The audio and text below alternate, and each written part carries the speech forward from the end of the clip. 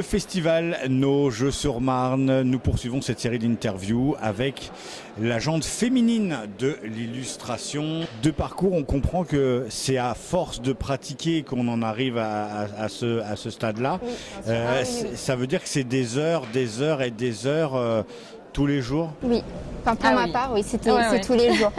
Un an d'entraînement, tous les jours. Voilà.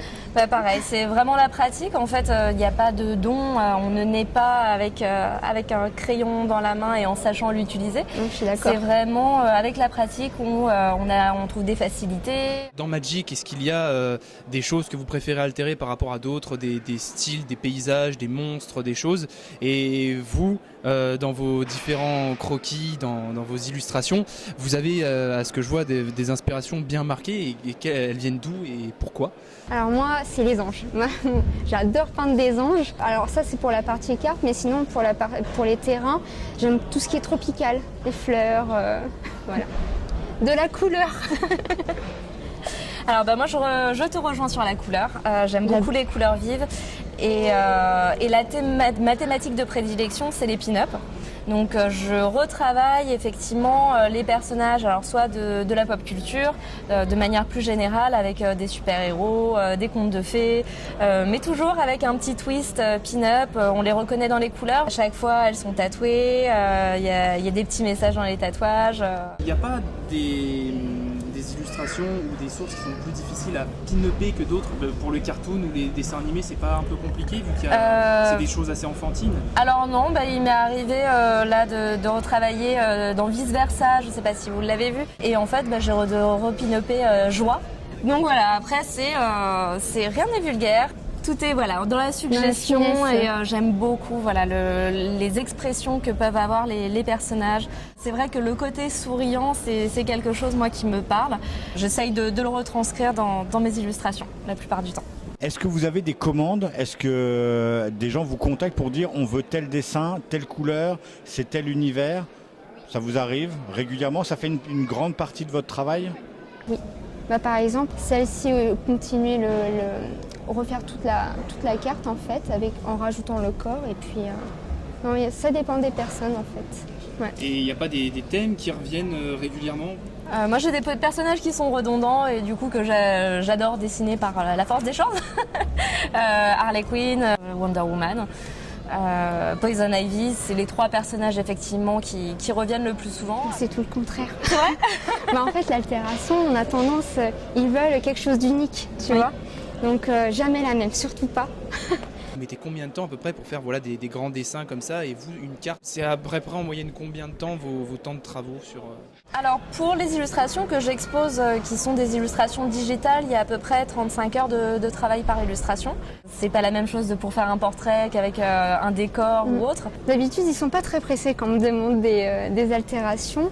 Et comme c'est petit, il y a des détails, ça peut partir 3 heures jusqu'à 3 jours. Par exemple ici, c'était 3 jours. Les petits détails, les fleurs, voilà.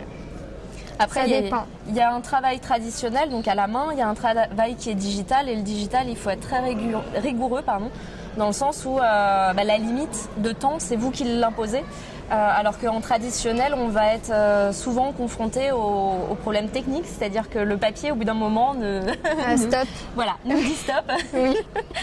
Magic, il nous impose, Wizard, justement, une des règles, c'est il ne faut pas qu'elle soit épaisse pour qu'elle soit jouable. On est sur un salon avec une partie jeu.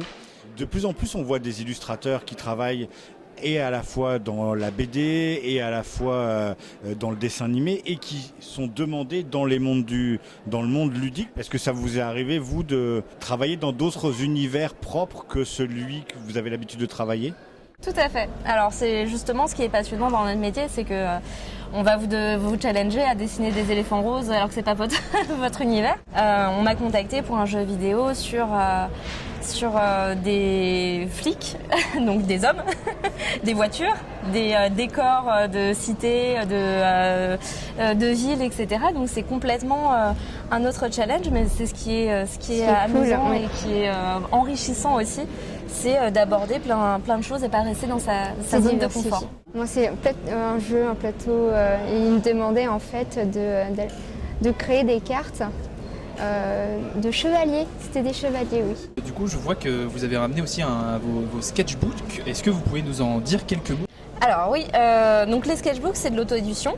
J'y partage en fait mes croquis, mes esquisses, des illustrations préparatoires.